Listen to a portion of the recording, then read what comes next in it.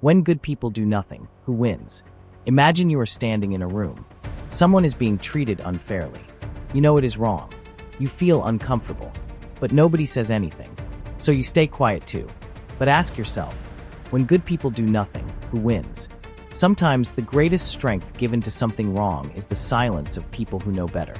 And here is an uncomfortable question. If you see something bad happening to another person and decide that it is not your problem, why should you expect someone else to help you when something bad happens to you? Let's look at some everyday examples.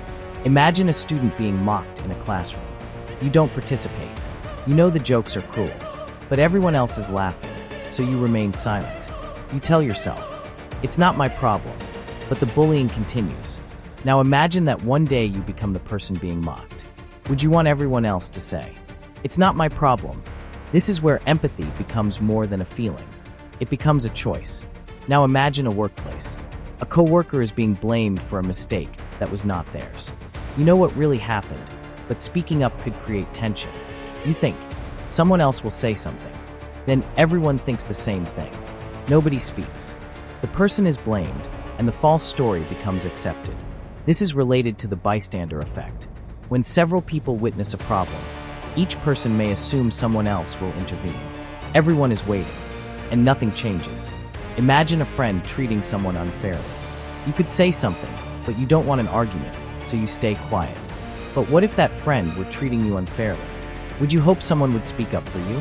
This is the deeper issue.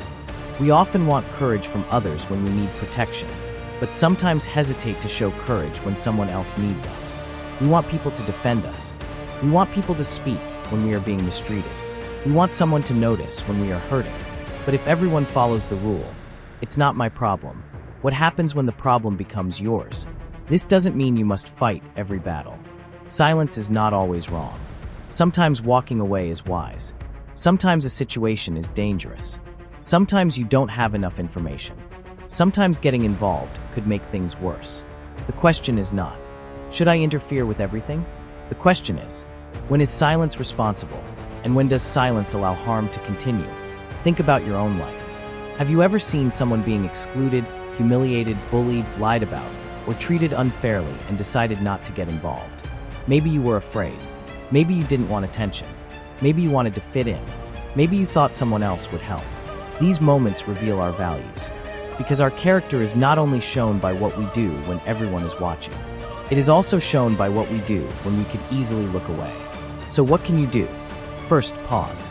Don't react emotionally. Second, check the facts. Make sure you understand what is actually happening. Third, decide whether action is necessary. Not every disagreement is an injustice. Fourth, choose the safest and most constructive response. You might speak privately. You might support the person affected. You might ask a question that makes others stop and think. You might report serious misconduct to someone with appropriate authority. Or, in a simple situation, you might say, that's not right. You don't always need power to make a difference. Sometimes one person speaking gives another person permission to speak too. And this leads to an important idea. Helping others also helps create the kind of environment you would want to live in. If you want people to help you when you are struggling, become the kind of person who helps others when you have the opportunity. If you want people to speak for you when you are treated unfairly, be willing to speak when someone else is treated unfairly.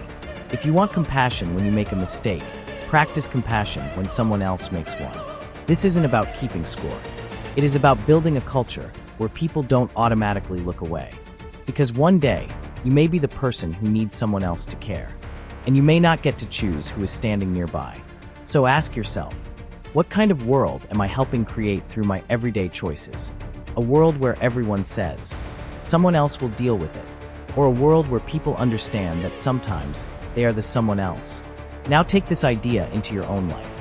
Maybe there is a habit, relationship, or decision you keep postponing. Sometimes doing nothing is also a decision, and decisions have consequences.